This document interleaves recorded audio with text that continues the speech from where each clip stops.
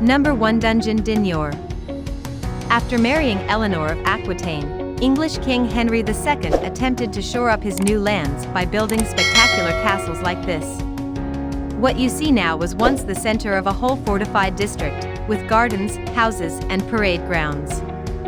Now there are two 12th century keeps, 28 meters high and joined by a smaller slate-topped building from the 1400s. Number 2. Musée Bernard d'Agessi.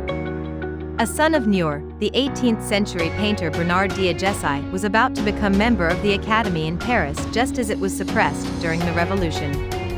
So he returned to Niort and did much for culture in the town, establishing the first library and opening a museum and botanic garden. Number 3. Old Niort.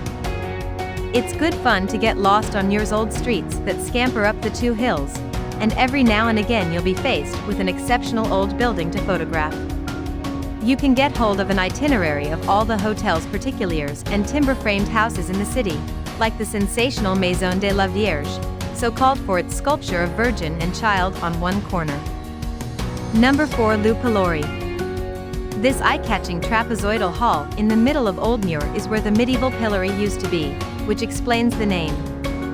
Le Pilori dates to the 1500s when it was given its current Renaissance design, while the belfry above is from the following century. Number 5. Château du Coudray-Salbart. Under 10 kilometers up the D743 from the center of Niort are the ruins of a commanding castle. The Château du Coudray-Salbart was deployed in the 1200s by the lords of Parthenay, allies to the English King John, to guard the crossing of the Sèvres Niortaise River. Number 6. Marais Poitevin. Niort is at the eastern edge of a magical region of marshland, rich in history and nature. You'll be closest to the wetter part of the marshes, the Marais Mouilles, which have been dubbed Venise Verte. The scenery here is laced with canals, crossed by wooden footbridges and lined with untouched ash, alder and poplar forest or adorable stone cottages. Number 7. Maison du Marais Poitevin.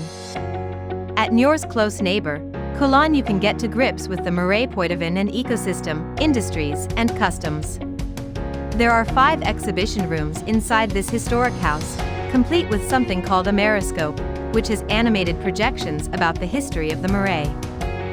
Number 8. La Coulée Verte. In 15 hectares at the center of city, the Coulée Verte, green corridor, is a belt of quays, banks, river islands and bridges on the Sèvres Niortaise.